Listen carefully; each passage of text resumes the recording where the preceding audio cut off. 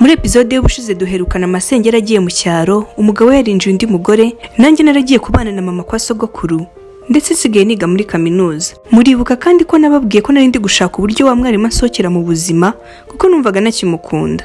Uretse ko nyuma naje gusobanukirwa itandukaniro riri hagati y'urukundo n'agahararo. Udufaranga duke twa buruse baduhaga twari nk'agatonyanga mu nyanja ukurikije na besoin nabaga mfite. Nagombaga kwishyura resitora, amasilabisi n'utundi tuntu umuntu agenda akenera ari ku ishuri.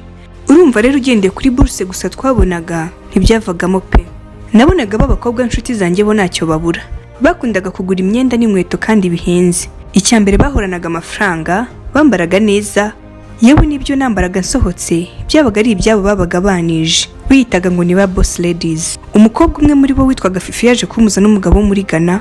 Uyu mugabo rero ukuntu bamenyanye ngo bamenyaniye ku rubuga rufasha abantu kubona abakunzi, zino bita dating sites mu rurimi rw'amahanga. Hanyuma bahuye ngo niyamukunda. Aramubwira ati ariko ngiye kugenda, ejo mfite tike y'indege, ndashaka gusubira iwacu, ariko nzagaruka. Wowe ushakira undi mukobwa, ningaruka nzaguhemba. Nuko yaduhuje. Yamuhaye amafoto yanjye ndetse na nimero de telefone, ubundi tukajya tuvugana kuri video call, turebana, turahuza, turanashimana. Numvaga ibyo gukundana abantu baba mu bihugu bitandukanye bitashoboka, niba ari bwa buturage bwanjye. Niyo mpamvu iyo yanyitaga ngo mon amour, nasekeraga mu mutima. Yarasigaye anyohereza amafaranga ku ishuri, naba nibereye nko muri class najya kubona nkabona notification kuri telefone yerekana ko nakiriye amafaranga. Numvaga ubwo buzima mukunze, nkumva burandyoheye pe. Rero telefone yanjye yaje gupfa, maze tumara icyumweru tutavugana. Kuko yarasanzwe avugana na Fifi n'ubundi ariwe babanje guhura bwa mbere, amubaza impamvu ntakiba ku murongo. Amubwira ko telefone yanjye yamenetse. Wa mugabo Regan, izina rye ryari Regan, yoherereza amafaranga Fifi ngo aze kungurira telefone. Ikintu Fifi yakoze. Ariko mana yanjye we. Fifi yaradusohokanye nimugoroba, abandi bajya kubyina, njye nawe dusigara kuri table twicaye turi babiri, turi kwinywera inzoga. Maze arambwira ngo Regan aragukumbuye, usiko yakubuze. Nanjye ndamganisha singize arota mbonye buruse y'uku kwezi. Umva nzahita nkoresha telefone yanjye twongeye tujye tuvugana. Arambwira ati reka, ubwo se buruse igihe izazira, ubwo uzabayeho gute koko? Wibuke kuri muri group ya boss ladies, kandi ishusho yawe irakonta muri societe. Uramutse ukubiswe bikagaragara, ni isura mbi kuri group. Rero niyo mpamvu ngiye kukuguriza amafaranga, Regan yaza mwakora akazi ukanyishyura. Abivuga seka. Ndamubaza nakahe kazi se? Arambwira ati nukaba umwana ariko. Wowe banza ugende ugura iyo telefone usubire ku murongo mukomeze muvugane, ibindi tuzabivugana uzanyishyura. Amisha ko ari Regan wamuhaye amafaranga ngo n'ubundi ayingurire. Mu byumvikana nuko yangurije mu mafaranga yarayanjye, kuko yoherejwe n'ubundi na Regan kandi twari dusa nk'abari muri relationship. Umva Fifi yakoraga amabi menshi pe. Hari ubwo nagerageje kuva mu kigare cyabo ariko biranga. Uko nageragezaga kugenda, nisangaga ari indi mpamvu runaka yatumye twongera gusubirana. Ndibuka rimwe yigeze gukuriramo inda mugenzi wacu witwaga Claudine, maze bimuviramo urupfu.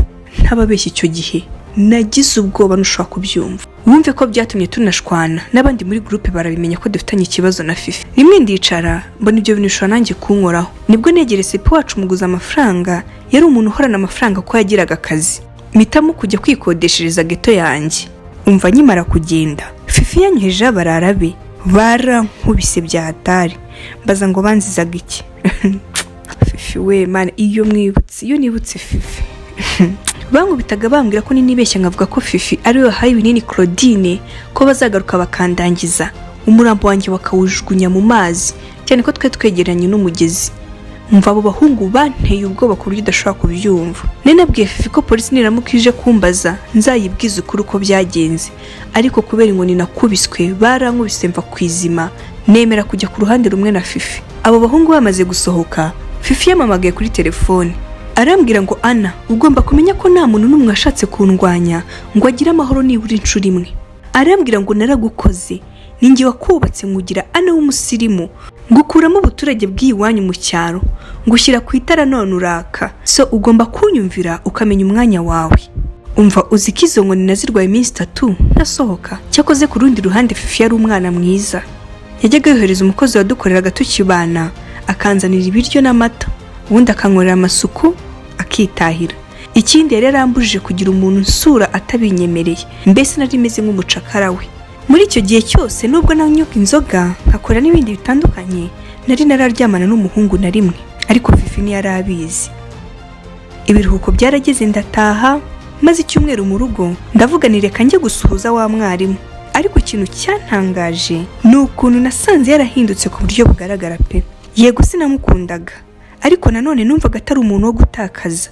Ni ukuri yambaye hafi igihe kirekire, nubwo urukundo rutashobotse, ariko ubucuti bwacu numvaga butarangiriraho. Naramusuje mbona nanyitayeho habe na gato. Yarasanzwe azi ko nywa fanta gusa, ariko ikintu cyanunguye ni ukuntu yambwiye asa nk'unyihenuraho. Arambwiye ati se ndakwakiriza ikira ko inzu yanjye nta mayoga abamo. Mbese wagira ngo hari umuntu waramubwiye ko nari nsigaye nk'inzoga. Naramubajije nese ko mbona wahindutse. Aransubiza tutahinduka abatagira ubwenge. Si ubwo ibinyibwirira nunumeho uriya mushizi w'isonikazi. Arambwiye ati nako tubyihorere, mbwira ikikugenza vuba nigendere nifite indi gahunda. Nanjye ndamubaza ni ugiye kureba wa mukobwa se? Arambwira ngo ugiye wese se abagiye kureba abakobwa. Ariko wumve ngo yari ari kunyicaho ku buryo buteye ubwoba. Mbese wagira ngo nashakaga ko tunabonana. Nishinjaga amakosa mu mutima, nese hari icyo naba naramubwiye nkabona byibuka, ese hari icyo nakoze, ibintu byinshi bitandukanye. Naramubajije nese ko mbona usa nkaho uri kunyirukana, ntabwo ushimishijwe no kumbona? Arambaza ati ese ahubwo wowe wishimiye kumbona? Nanjye ndamubwira nti sijye wizanye se, njya kuza hari ikiziriko wankizemo? Umva ibyo bisubizo twari turi gusubizanya. Numva ngizemo akantu ko kurakara. Ndamubwira nti se wambwiye ikibazo gihari ukareka guca ku ruhande. Arambwira tuzabaze ya nshuti yawe ngo ni Fifi. Gusa icyo nakubwira cyo Ana ni uko ari kugushuka. Uriya ni ikirara kandi nawe urabizi, hari ibyo ubwawe wibonera. Uzasanga wariciye avenir kubera ikigare kibi. Nta future mbona pe. Umuhanzi umwe yariririmbiye ati après l'ambiance c'est l'amour. Ndimyoza ndamubwira ni ndarinda mbaza Fifi se we wanyibwire ni turi kumwe. Mu by'ukuri numvaga nangiye kurakara. Arambwira ati okay, n'ubundi amaherezo y'inzira ni mu nzu, reka nkubwire uko byagenze. Cyagiye tumaze kuvugana, maze kukubwira ko nzaza kugusura muri weekend, numva biranshanze. Ndamubaza ni ryari se ko njye nawe tudaheruka kuvugana. Arambwira ngo cyagiye habaga umupira wari wahuje ikipe y'ikigo cyanyu n'ikipe y'umurenge. Ndambwira ni sha urambeshye pe, sinigeze mvugana nawe. Arambwira ati we ntabwo twavuganye, ahubwo twandikiranaga kuri WhatsApp.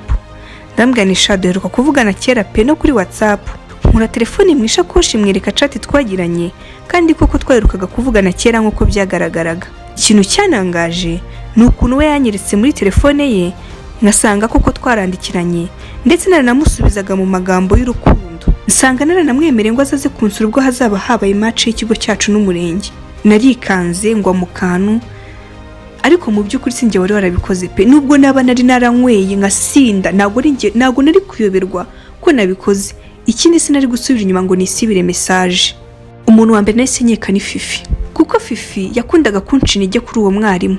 Ikindi niwe wagiraga access kuri telefone yanjye. Yego maze kujya mu kigari cyabo, uwo mwarimu sinari nyimukunda pe. Fifi yanarukikwaga n'ubusa urukundo rwe numvaga nakimukunda, ariko gushaka kuduteranya byari ikindi byatumye nibaza ikintu Fifi yaba ashaka. Arambwira ati buryo urya munsi naraje magara handi twe twavuganye, ngiye kubona mbona undi mukobwa araje aransanga. Arambwira ati nitwa Fifi, ndi inshuti ya Ana.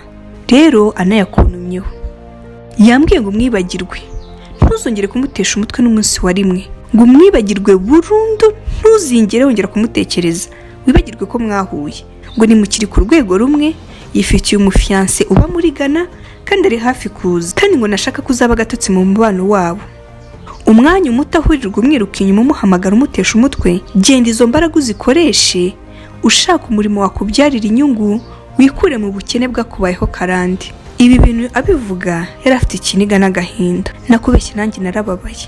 Wumve ngo mu myaka yose twamaranye n'uwo mwarimu sinigeze nkura ijambo ribi mu kanwa ngo mubwire. Uwo muntu ntago yari njyewe pe. Nkagerageza kumwumvisha ko naruhari ibyo bintu mbifitemo, ariko akanga kunyumva.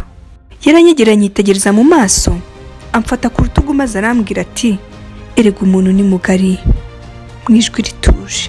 Ndamubwiye ati nukuri nyizera pe, uransobanukiwe, twamaranye igihe kinini, ibi bintu ntago nabikora. Namwumvishije ko ari Fifi, ko yaba atari we atari kuza kumureba kuko sinjye wari wamutumye ngo agende bahure. Kandi ikindi yaba ari njye wabikoze sinari guhindukira ngo nisibire message. Ikindi kintu gitumye numva ko ari Fifi nuko nanjye yahindukiraga akakumbwiraho, akambwira ibibi byawe, akambwira ko nta future yawe, akambwira ko nta mafaranga ugira, ibintu byinshi. Noneho n'ikindi yarambwiye ngo afite amakuru y'uko usigaye uri kumwe n'undi mukobwa. Wowe wakurikiye iyi nkuru wakoze kubana natwe kuri Connect with Joe, naho utamuri episode ya 4.